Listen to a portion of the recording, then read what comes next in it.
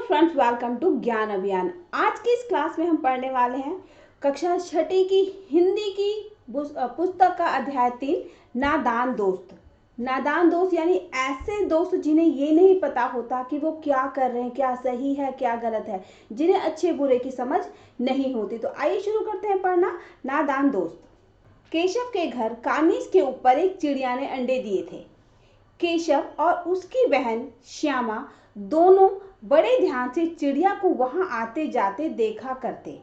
अक्सर होता है कि अगर हमारे घर के में या छत के ऊपर या कहीं पे भी चिड़िया को अंडे दे दे तो घर के जो छोटे बच्चे होते हैं बड़े ध्यान से उसको देखते हैं। चिड़िया कब आ रही, चिड़िया कहाँ जा रही, कब आती है, कब जाती, क्या करती, सब बड़े ध्यान से देखते हैं। वैसे ही हुआ कि केशव के घर में भी चिड़िया ने अंडे दिए और जो केशव और उसकी बहन श्यामा थे दोनों चिड़िया को आते थे, हमेशा देखा करते थे।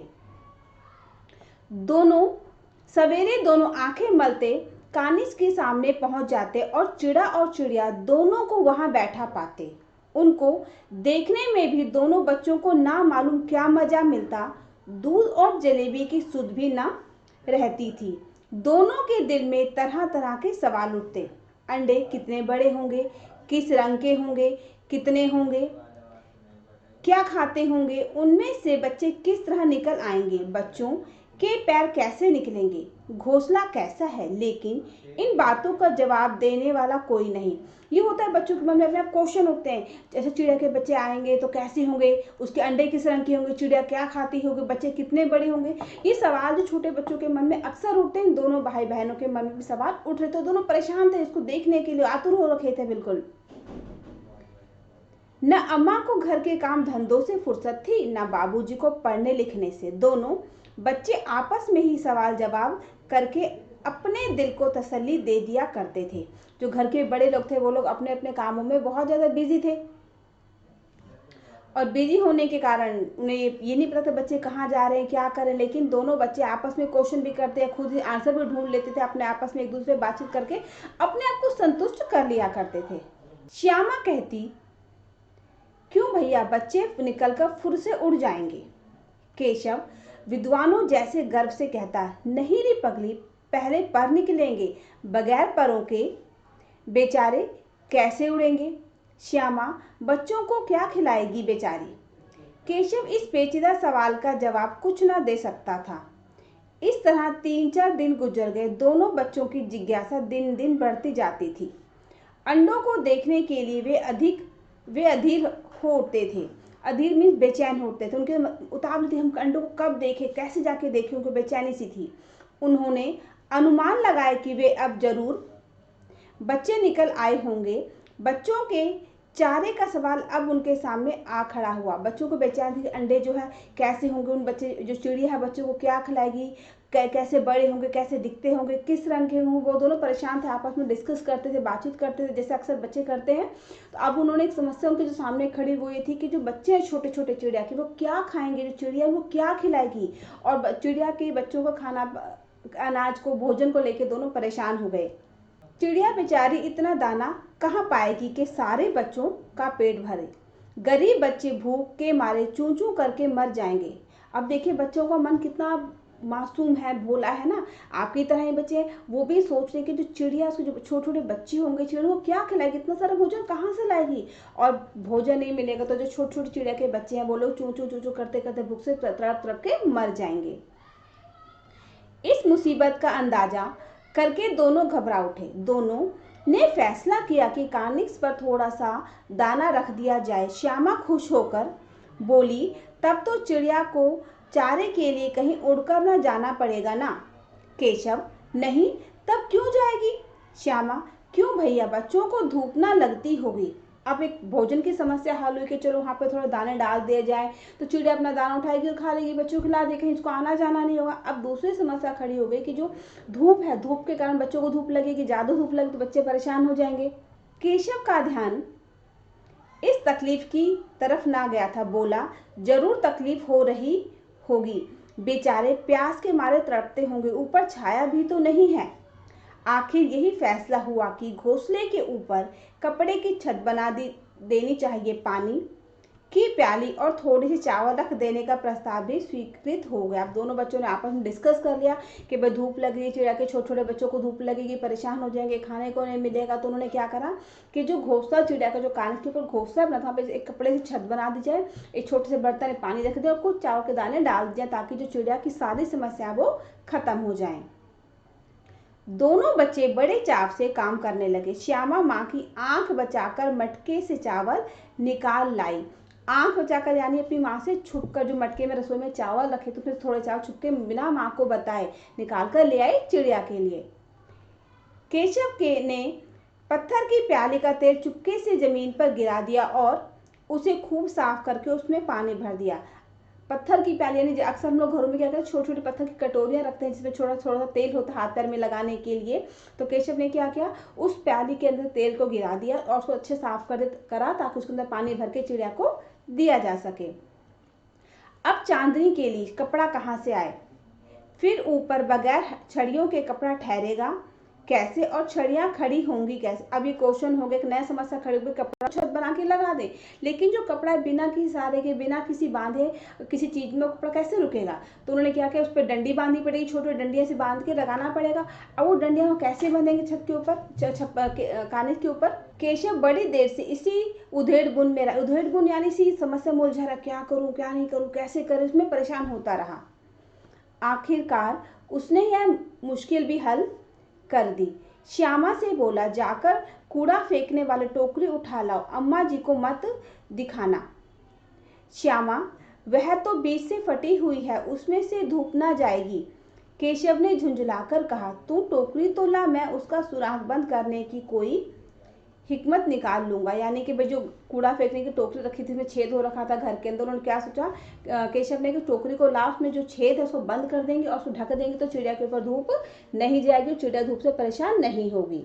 श्यामा दौड़कर टोकरी उठा लाई। केशव ने उसके सुराख में थोड़ा सा कागज ठूस दिया जो छेद तो उसमें कागज डाल के उसको बंद कर दिया और तब टोकरी को एक टहनी से टिकाकर बोला, देख ऐसे ही घोंसले पर उसकी आड़ कर दूंगा, तब कैसे धूप जाएगी। श्यामा ने दिल में सोचा, भैया कितने चालाक हैं। अक्सर होता है बच्चे भाई बहन जो होते हैं, दोस्त होते हैं, वो लोग अगर कोई थोड़ा सा कुछ काम करे, कुछ हल छोटी समस्या का निदान कर दे तो दूसरा सोचता है बहुत चालाक है, तो अपने आप को बहुत होशियार समझता है। गर्मी के दिन थे, बाबूजी दफ्तर गए हुए थे। अम्मा दोनों बच्चों को कमरे में सुलाकर खुद सो गई थी, लेकिन बच्चों की आंख में आज नींद कहाँ। अम्मा जी को बहलाने के लिए दोनों दम रोके आंखें बंद किए मौके का इंतजार कर रहे थे। ज्यों ही मालूम हुआ कि अम्मा जी अच्छी तरह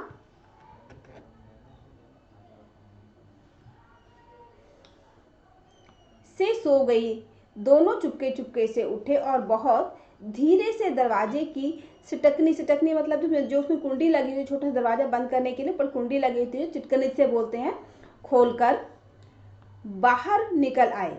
अंडों की हिफाजत की तैयारियां होने लगी। केशव कमरे से एक स्टूल उठा लाया, लेकिन जब उससे काम ना चला तो नहाने की चौकी लाकर स्टूल के नीचे रखी और डरते डरते स्टूल पर चढ़ गया। अब क्या हुआ कि दोनों बच्चों के दिमाग में था कैसे चिड़िया के लिए सारी सुख सुविधाएं जो है जुटा दी जाएं। तो उन्होंने क्या किया, जैसे दोपहर के समय गर्मी का टाइम था, जो उनके पिता थे ऑफिस चले गए, तो उनकी केशव की माँ ने क्या किया, दोनों बच्चों को कमरे में सुला और खुद भी जाके अंदर से दरवाजा बंद करके सो गए। तो बच्चों ने क्या किया, उनको तो ये था कि हमें चिड़िया को बचाना, चिड़िया को सुख सुविधाएं देनी, उनको तो नींद ही नहीं थी। बच्चों के अंदर भी बेचैनी होती है, आपके अंदर भी होती है, सबके अंदर है।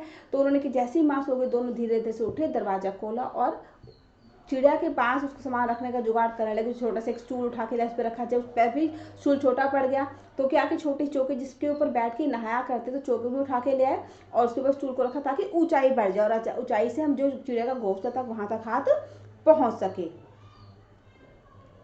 श्यामा दोनों हाथों स्टूल पकड़े हुए थी। स्टूल चारों टांगे बराबर न होने के कारण जिस तरफ ज्यादा दबाव पाता था जरा सा हिल जाता था। उस वक्त केशव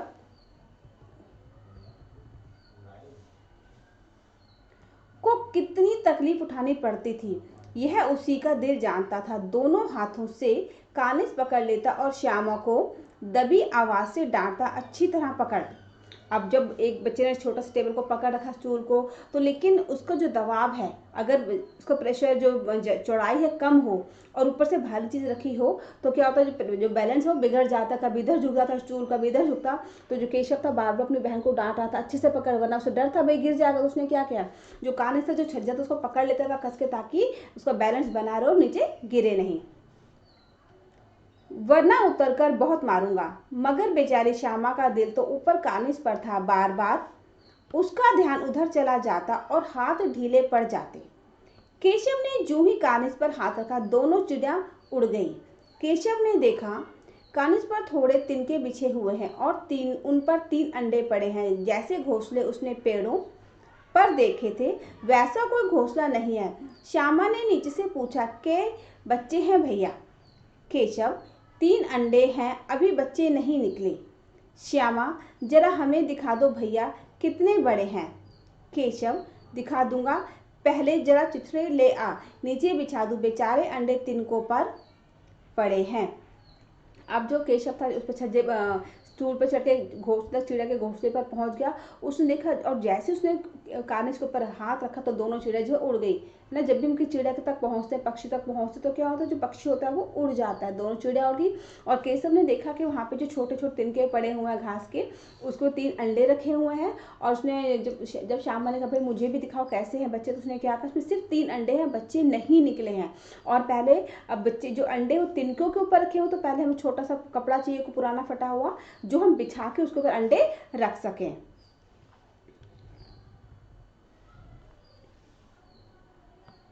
श्यामा दौड़कर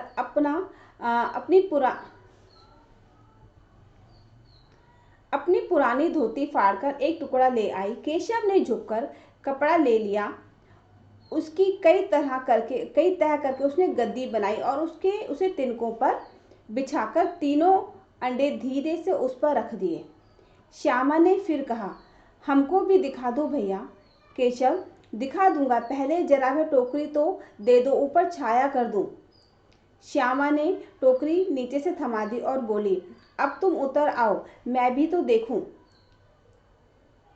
केशव ने टोकरी को एक टहनी से टिका कर कहा, जा दाना और पानी की प्याली ले आ, मैं उतर आऊं तो तुझे दिखा दूंगा। श्यामा प्याली और चावल भी लाई। केशव ने टोकरी के नीचे दोनों चीजें रख दी और आहिस्ता से उतर आया।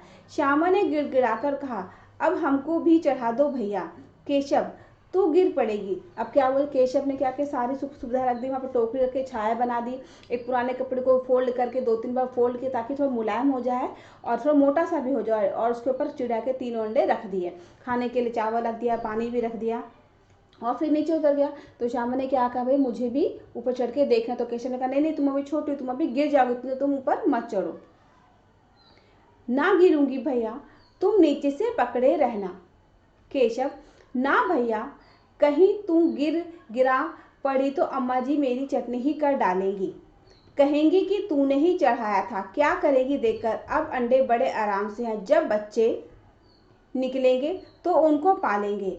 दोनों चिड़िया बार बार कानिस पर आ जाती थी और बगैर बैठे ही उड़ जाती थी। केशव ने सोचा, हम लोगों के डर से नहीं बैठती। स्टूल उठाकर कमरे में रख आया, चौकी जहाँ की थी वहां रख दी। अब जो चिड़िया बार बार, अपने चिड़िया को तो होता है उसके बच्चे हैं, उसके अंडे हैं, तो बार बार देखने के लिए आएगी, लेकिन जब दूसरा कोई व्यक्ति खड़ा, कोई बच्चा खड़ा, तो चिड़िया डर से वहां नहीं जाती है। लेकिन कुछ चिंता रहती है कि जो घोंसले के पास गए तो बच्चों का क्या करेंगे, उसके अंडों को तोड़ दें, क्या करेंगे, और चिड़िया जो वहीं पर मंडराती रही। और केशव ने भी बहन श्यामा को ये कह कर, तुम छोटी हो, गिर जाओगी, तुम चोट लगेगी, तुम अब जो अम्मा है वो मुझे मारेगी, उसके ऊपर भी नहीं चढ़ने दिया। और जो जितनी सारी सुविधा चिड़िया के जुटाने थी सब जुटा के रख दी, वहाँ पे खाना पानी छाया सब कुछ रख दिया। और वापस उतरने के बाद जो स्टूल था अपनी जगह पे रख दिया। जो नहाने वाले घर से बाथरूम से चौकी लाया था उसको भी वापस उसने बाथरूम में रख दिया, ताकि माँ को कुछ भी पता ना चले। श्यामा ने आंखों में आंसू भर कर कहा, तुमने मुझे नहीं दिखाया, मैं अम्मा जी से कह दूंगी। केशव, अम्मा जी से कहोगी तो मैं बहुत मारूंगा, कहे देता हूँ। श्यामा, तो तुमने मुझे दिखाया क्यों नहीं, और गिर पड़ती तो चार सर ना हो जाते। अब यहाँ दोनों भाई बहन आपस में जो लड़ झगड़ नोकझोंक हो रही कि तुमने मुझे दिखाया नहीं, वो कह रहा है उसका भाई कि अगर मैं दिखा देता, ऊपर चढ़ती नीचे गिर जाती तो मेरी पिटाई लगती। तो श्यामा ने क्या कहा, मैं बता दूंगी। दोनों भाई बहनों में आपस में जो है बातचीत चल रही है। फिर श्यामा ने क्या कहा, हो जाते देख लेना, मैं कह दूंगी। इतने में कोठरी का दरवाजा खुला और माँ ने धूप से आंखों को बचाते हुए कहा, तुम दोनों बाहर कब निकल आए? मैंने कहा था ना दोपहर को ना निकलना। किसने किवाड़ खोला? किवाड़ केशव ने खोला था, लेकिन श्यामा ने माँ से यह बात नहीं कही। उसे डर लगा कि भैया पिट जाएंगे। केशव दिल में कांप रहा था कि कहीं श्यामा कह ना दे अंडे ना दिखाए थे। इससे अब उसको श्यामा पर विश्वास ना था। श्यामा सिर्फ मोहब्बत के मारे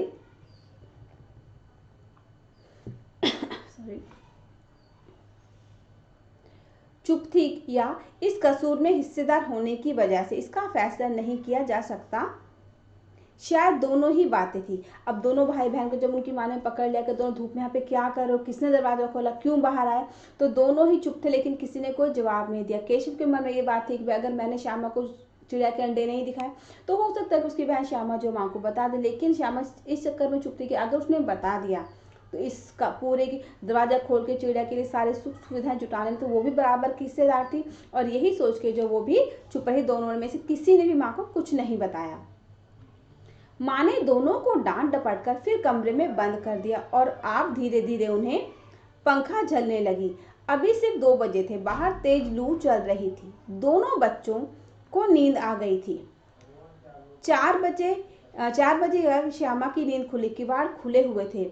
वह दौड़ी हुई कानिस के पास आई और ऊपर की तरफ ताकने लगी। टोकरी का पता ना था।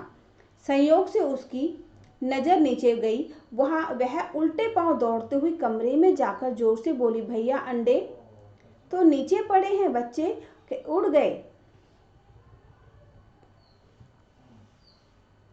केशव घबराकर उठा और दौड़ा हुआ बाहर आया तो क्या देखता है कि तीनों अंडे नीचे टूटे पड़े हैं।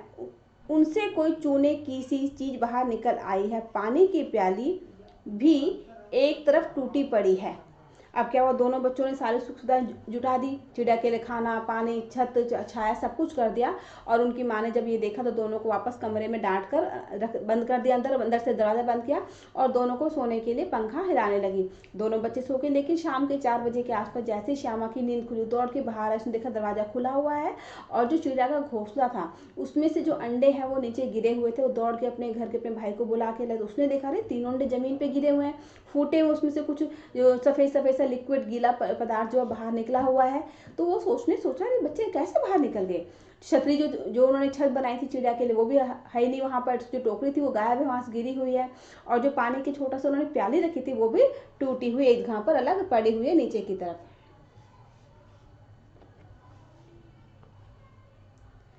उसके चेहरे का रंग उड़ गया।